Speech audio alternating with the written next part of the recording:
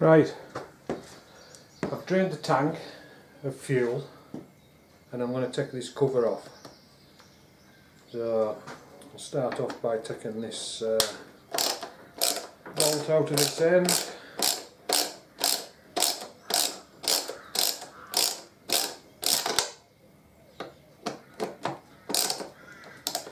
Now it's been a while since my last video, and there's a few changes. I've been having a bit of a think. Right, let's have a look, because I don't know what you can see here. I need to remember to turn this screen round when I'm...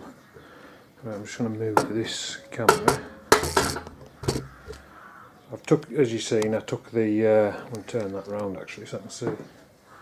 I've took the front bolt off, and I'm going to take these back ones off.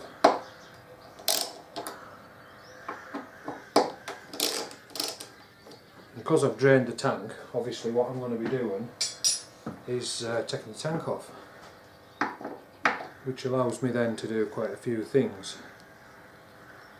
One is get some heat. Ooh, I'll pick that up in a minute.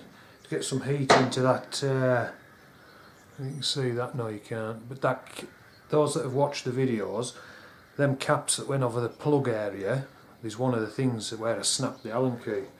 Well, I'm going to put some heat into that. Obviously I didn't want to do it while the tank was still on, and at the time it was fucking full of fuel, which doesn't make for a right good combination. Right, so now that that's off, I'll unplug the main electrics into it.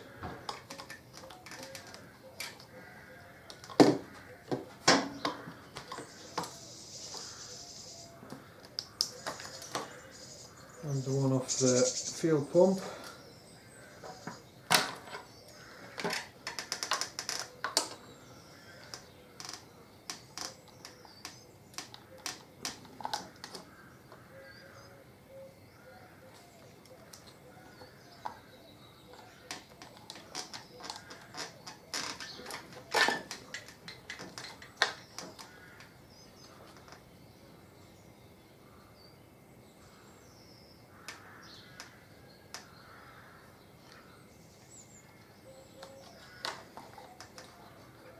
That's a bit of an ass.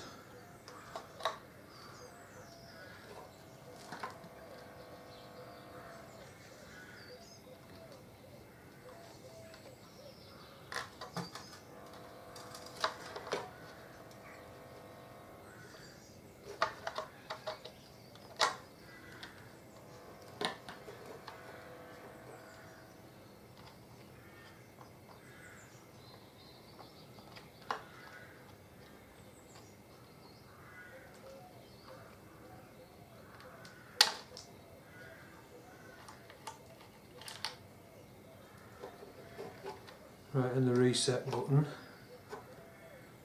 which is just a case of pull the rubber boot off and unscrew it.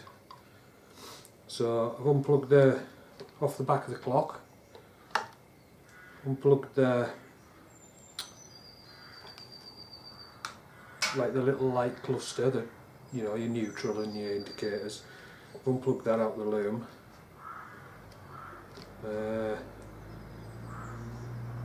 I've unplugged the fuel pump,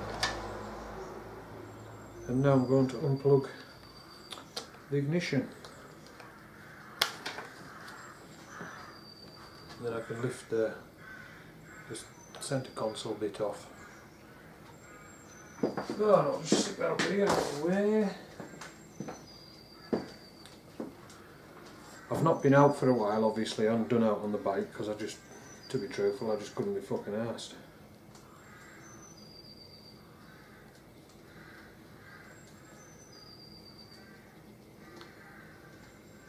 Back over there. Lose it all. And once I've got the tank off, which I'll do in a minute, I can get to the electrics then. pull that vent pipe off.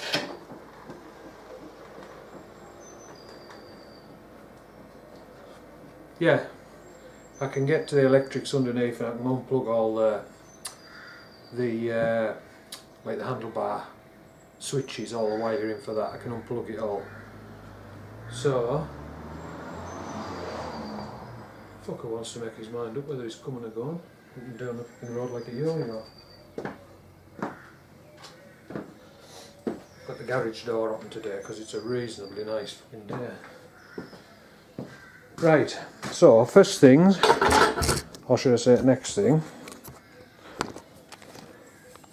is, I'll zoom in a little bit. I'm going to undo that bolt there at the back of the tank. And I haven't got the slightest idea what size that is. That's handy.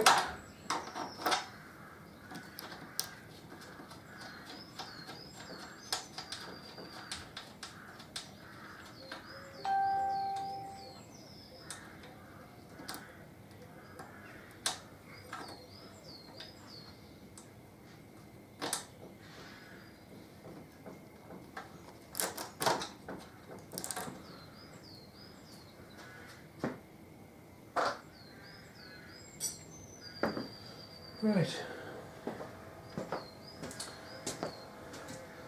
move here again, and the next, we're going to all sorts in the way in a minute. The next thing I'll undo, where am I at? I'm just going to zoom in a bit so I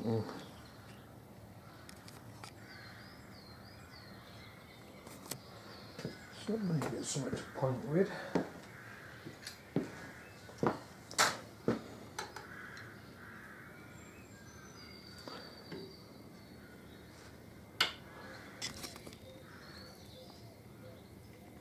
Hell, I can't see now.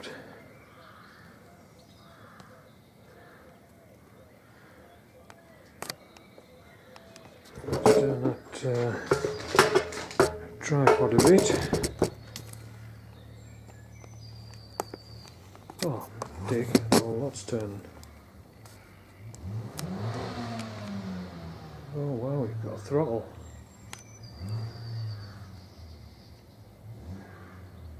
Right, there. I'm going to undo that, which will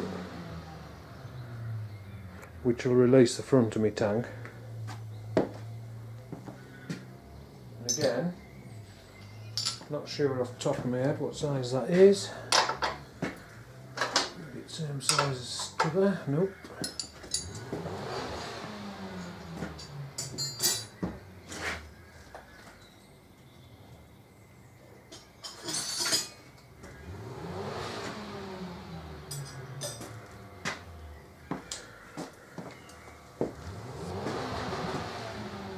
Fucking dickhead.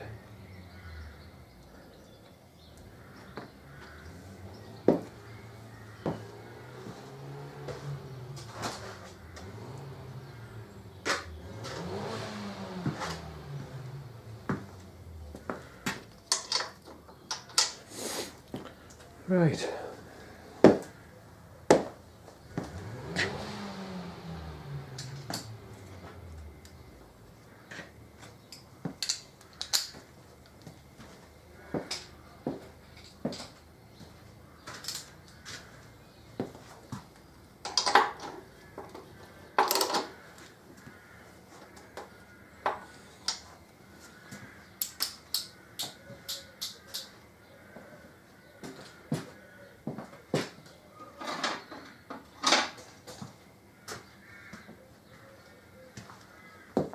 Right, I'll just pause here a minute. Right, back again, interrupted by some double glazing salesman. Don't mind the smoke, that's me vaping. Right, I'm going to take this bolt out the front now of the tank.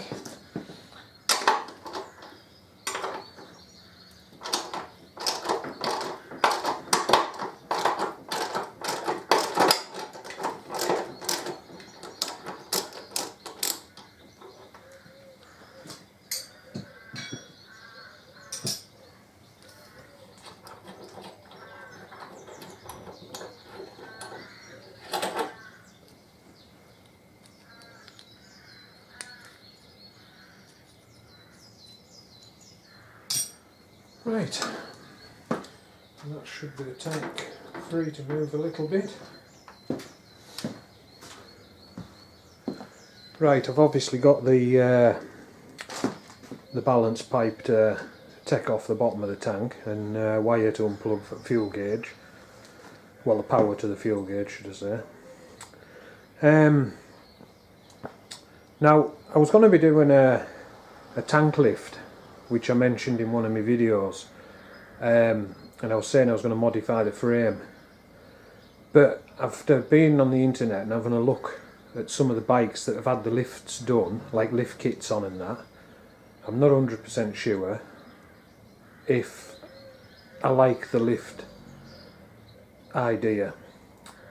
That sounds a bit strange, but I might just end up putting a different tank on it, but not straight away. What I'm going to do is I'm just going to make my own lift kit that'll lift it about an inch, because that's all I want to lift it by if I do lift it, and see how I get on with it. And then, as I say, if I don't really like the look of it with the lift kit on, then I might buy a new tank. I might put like a set of 6-gallon fat bobs on it or something like that. We'll see. This is an ongoing project basically. I've also had different plans for the swing arm. I was going to sort of send that away and get it de-chromed and get it powder coated black, but for this year, because I want the bike on the road for this year, so what I'm going to do is weld some plates onto the back of them two lugs where I was twining about the bolts being in there that are nearly impossible to fucking get at.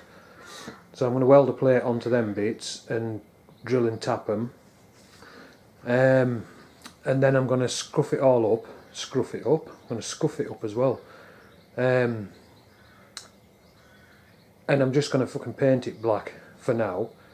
When winter comes, I'm actually going to make a new swing arm, but I'm going to make it wider on the brake side, and then I'm going to space the disc out, like put a spacer on, like an inch spacer. I'll have to have a workout of what I need so that I can take the caliper off without having to take the disc off. Now, I was sort of, well, I got in a bit of a strop on the last video and was like, stupid fucking idea, etc, etc. But basically, the more I thought about it, the more I don't want to swap that back wheel for a bigger wheel. Now, the reason I don't want it is because the small back wheel, it gives it sort of that old school look, which is what sort of attracted me to it in the first place. So I was had a bit of a think about it, and then I just thought to myself, right, well, the only way you're going to be able to keep the wheel and have it where you can just take the caliper off, which makes the back wheel easy to take out, is extend the bit with the caliper on it, sorry, with the disc on it, you know, the hub in the wheel. So what I'll do is I'll probably end up, I think if I spaced it by sort of an inch, I'd be able to get the caliper off. So what I'll do is I'll make a plate an inch thick. I'll machine it so it's can accept a bearing. So it'll run another bearing, so it'll be 2 in that end. Might be a bit OTT, but it's better safe than sorry. Then I'll bolt the plate direct to the wheel, but the plate itself will then be re-drilled in between the original mounting bolts for the disc with another set of holes that are tapped out that the disc can bolt direct onto, rather than putting a plate in and then putting extra long bolts through, if you know what I mean. So yeah, so what I'll end up doing is making a swing arm that's a bit wider on the brake side, which will allow us to like run the same back wheel, but it'll allow us to get the caliper off rather than having to unbolt the disc before you can get your fucking wheel out. So a few things that have changed from the original plan. Like tank wise, I'm not so sure whether I'm so keen on having a tank lift, as I say, so I'm just going to make a basic tank lift kit myself, and see how I get on with it. And if by the end of the year, like when it comes off the road for winter, because I don't ride in winter, I just don't need to, I've got a fucking car. So yeah, when it comes off road in winter, I'll if I like it with the lift kit, then I'll actually modify the frame so that the tank bolts to the frame rather than a lift kit. And then I'll modify the tank. I don't know what you can see here. Let me lift this back up. Move it around a bit. And zoom in a touch. What happens when you lift a tank is you have a fucking gap here. Well, what I'll do is I'll drain the tank and I'll weld a new plate into there so that it, and like flash it all off, and just obviously I just have to respray that front end, so then it doesn't look like there's no big gap. You know, you just got like your stock gap there that you would have as normal, because that's the one thing with a lift kit. When you lift the tank up, you've got a big gap there and it looks fucking stupid. But as I say, I'll see how it looks, how I feel it looks and that with the lift kit on through the year, and if I like it, then I'll modify everything. Obviously I'll film it like when I do it, but yeah, if I don't like it, what I might do is just buy a different tank, as I say, maybe 6 gallon fat bobs, that give it the more, it'll be the higher at the front of the tank anyways with that style of tank, sort of like what's on my electric line but bigger. Yeah, we'll go from there. Everything else I'm still doing. I'm still obviously changing the bars and, you know, changing, taking the belly pan off, etc, etc. It's just there's a couple of things that I've changed my mind on. So later on, back end of this year, I'll be making a new swing. Well, I might even make the swing arm through the year, and I'll film it, because I can take all measurements off the swing arm now while it's off, and then go from there and just, as I say, make the new one. But it's definitely going to be wider on the brake side so that I can take the caliper off, like space the disc out so that I can then take the caliper off the wheel when I need to take the back wheel out.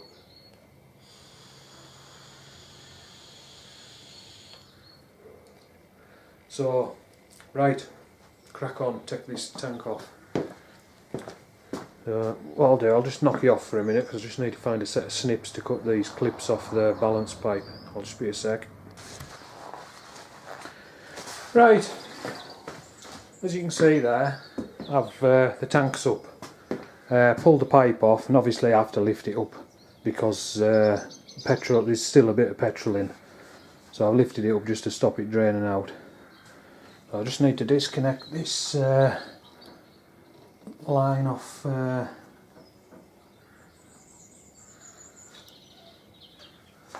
the fuel gauge. And figure out how it comes out.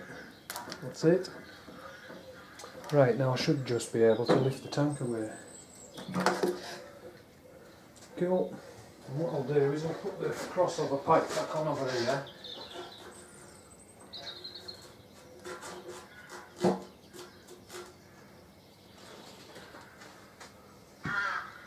Right, crossover pipe's back on just so it doesn't leak everywhere. And that's the tank off, which allows me to now get at throttle, cables and the handlebar wiring, which is stuck way down here. I need to undo a clip.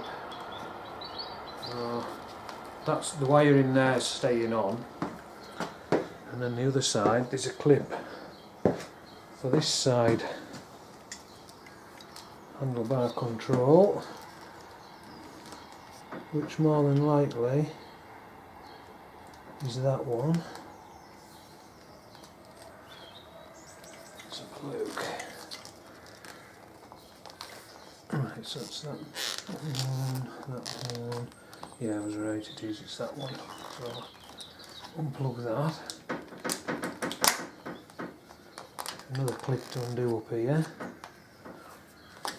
A couple of cable ties to snip, because there's indicator wire here as well that I need to take off. Get snips.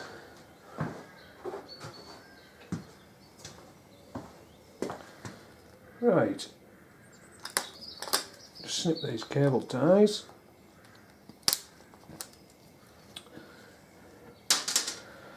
Stinks of petrol around here now as well, so I'm probably going to get high off fumes. Okay, what are we actually looking at here? Zoom in a little bit.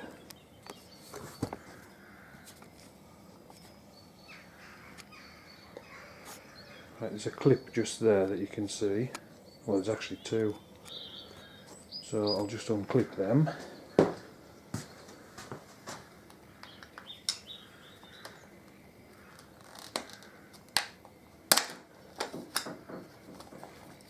Undoes that wire, well, undoes the cable. Just unclip that one, and that hopefully unplug the indicators. Well, I'm assuming they're the indicators.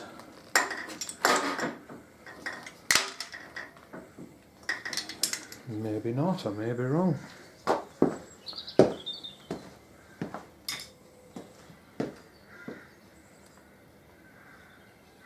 No, the indicators are on a separate. So where the hell's that one going? Oh, that's probably the headlight. Numbnuts. Yeah, that one that I unplugged down here, that's the headlight. But that's alright, because we're going to be taking yokes off anyways. So, hopefully that plug will come through there. It was a big hopefully there, because it probably frigging won't. Oh, that was lucky. Right, so that's one side. Controls off. Stick it up here. And I'll unplug them on this side. Another couple of brackets to undo. Brackets, dumbass. Cable clips, same as that side, which allows me to. That'll undo the indicators as well on this side. But I'll need to snip some cable ties again, without trying not to cut the wiring in half. I think I'll take the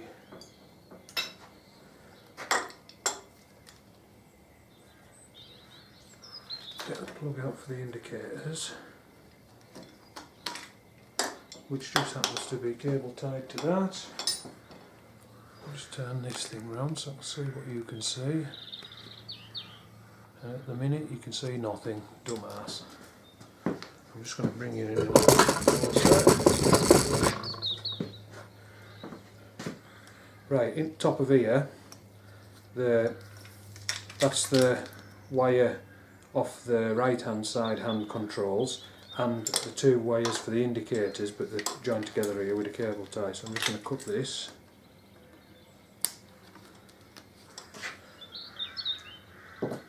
Which will then enable us to pull the plug through for the indicators, and will allow us to put the indicators out of the way. So that's the indicators off.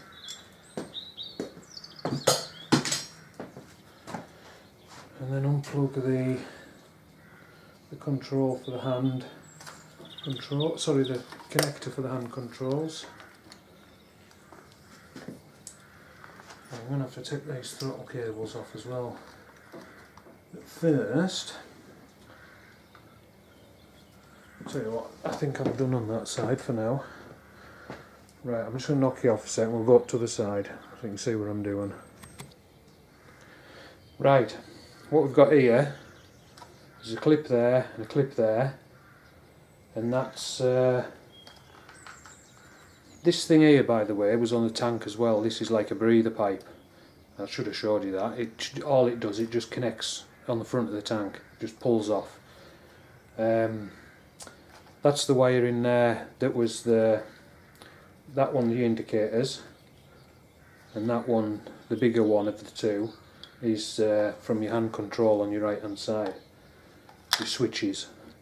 So I'm just going to shove them there for now. They come out of this clip here,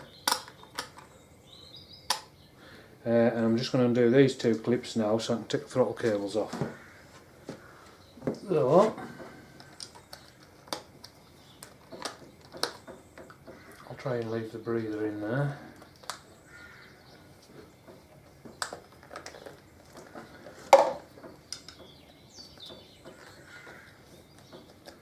Screwdriver in the right place makes it easier. That's it. Right, so that's the throttle cable's moved. I'll leave the breather in place for now. Right, let's have this throttle cable off.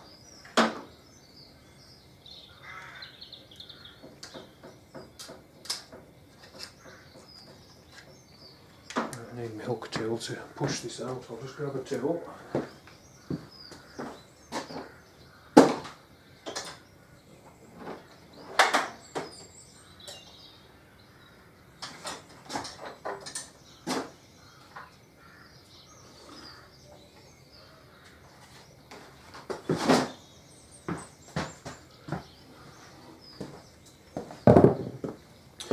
Right, just a hook tool that I can push behind the nipple on the throttle cable, just to push it out. If I can find the thing again.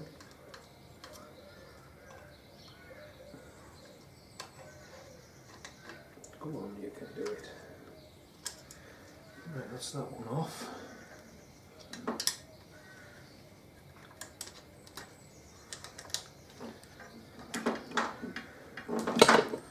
Right, I'm just going to do the same now with the other one.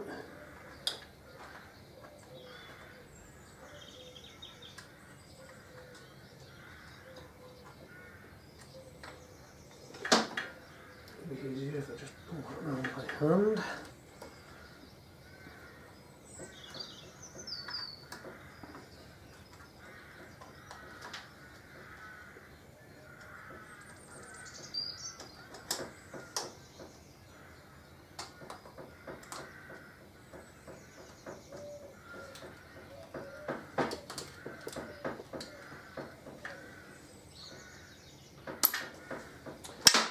Right, that's the throttle cables and the wiring off for the right hand side. So I'll dump them up here.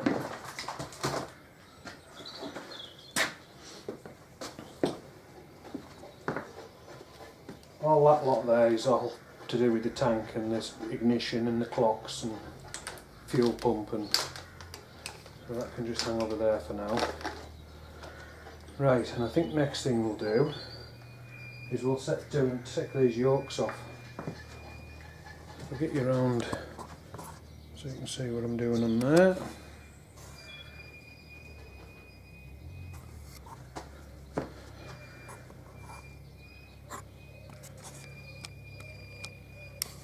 Somebody's got squeaky brakes. Right, these covers we just screw off. That was loose anyways.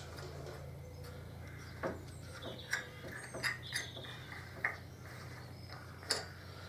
then you've got your big nut on the top and a locking tab. So I'll just get my little tapping stick and a screwdriver or something in that sort of range. Just had a screwdriver as well. That'll do the job.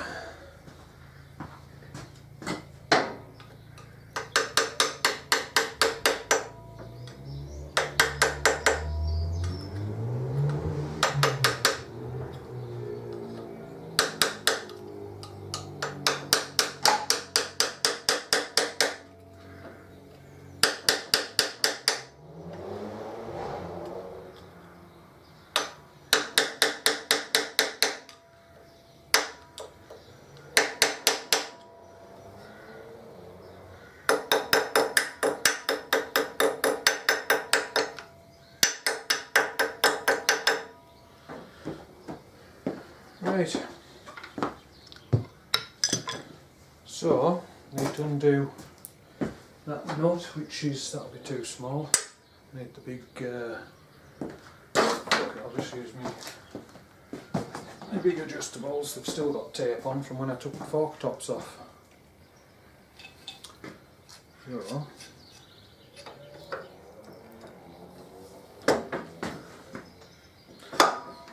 take it the right way would help.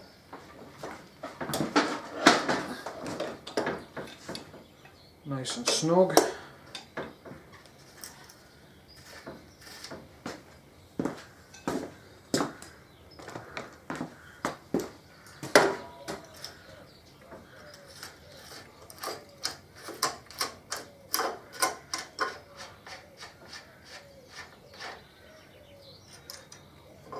Off. So that's your top yoke off. And just your plate that you fold up onto there. What you find, there's a tag on there. No, that's a bit bent.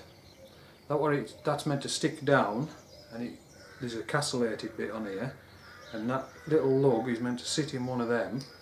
And then when you've tightened the bolt up on, sorry, dumbass, the little lug is meant to sit in that hole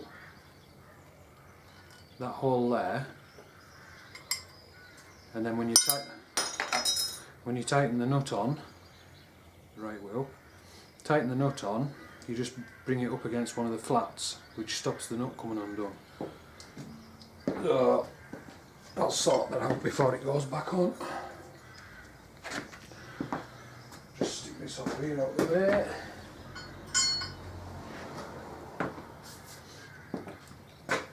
And now what we're on to is the adjuster.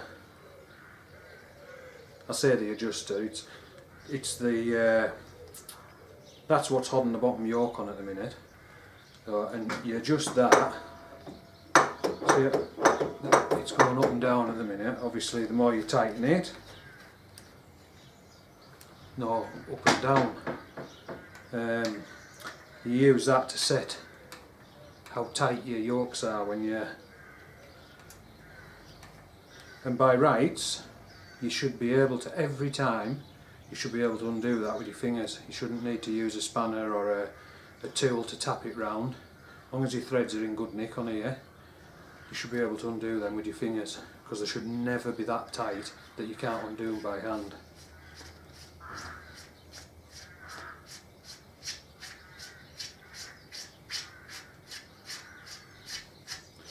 So we'll have that off. Obviously keep on your bottom yoke, and if I can reach, I'll zoom you out a bit.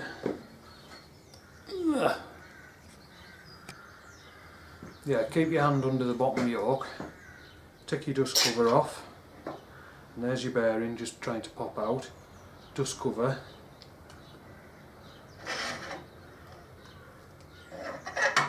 And that's your bottom yoke off. And to be fair, they're well greased. So basically what I'll do is I'll clean out inside there, put a bit extra grease in, some fresh stuff. I mean, they're smooth.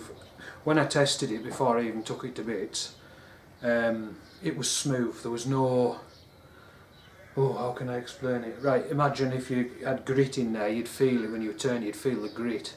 It was nice and smooth, no sort of tight spots, no grittiness sort of feeling, so the bearings are fine. But I will add a bit of extra grease and get rid of some of the shit around the side of it. I'll just stick this over here for now.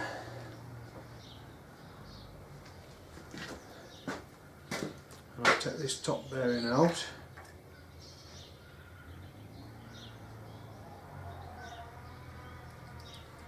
They're absolutely spot on, the headstock bearings. Let's say I'll just put some fresh grease on them and that, and give them a whiz round with a bit of a rag. Oh. I'll just get a rag, clean my fingers.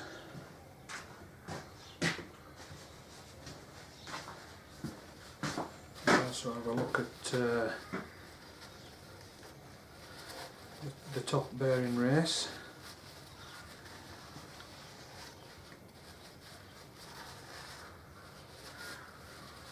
I mean, that is sweet. It's unmarked. It looks, grease out of the way. It actually looks like new.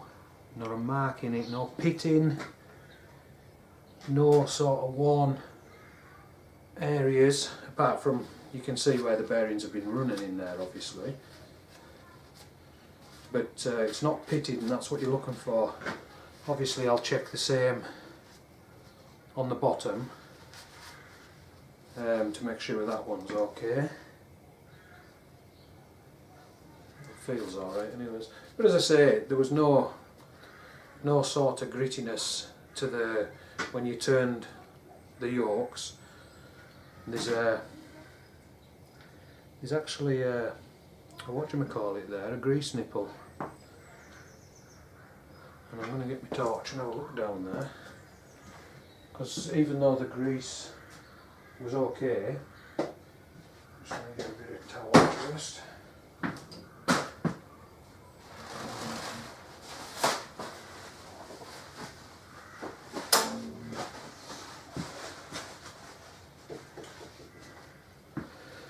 Yeah, even though there was grease on it, it wasn't excessive. The bearings are smooth, the faces look good, but I can see in there there's not been a lot of grease in there for a while. So I've maybe took this apart just at the right time so I can get it all freshened up, pump some fresh stuff in once I've got it back together.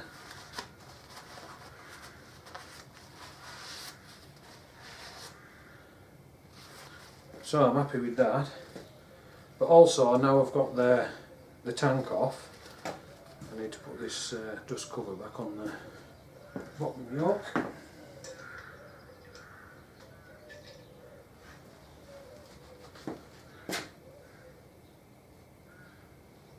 Put that back on.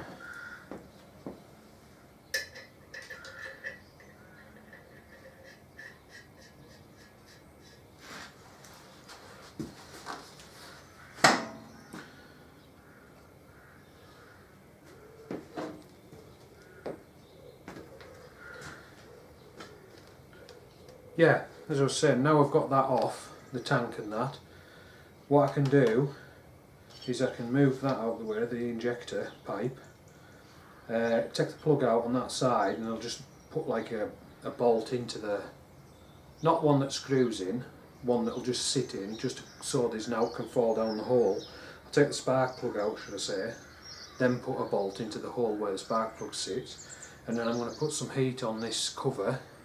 Obviously I'll take the camera around and show you, and hopefully I'll be able to release these Allen keys and take that off. Then I'll set to and start taking rocker covers off. I'm going to drain the oil out of the primary side, because I want to take the primary cover off and have a look at the primary chain and the primary chain tension shoe. Just make sure that's not worn away. And while I've got the cover off, I'll use that bolt on the end of the crankshaft on this side, on the primary side, to turn the engine over, and then I'll show you like where your push rods are meant to be, you know, before you start undoing, so there's the least pressure on your rocker boxes, on your rockers should I say, when you start undoing them. Right, I'm just going to knock you off a minute.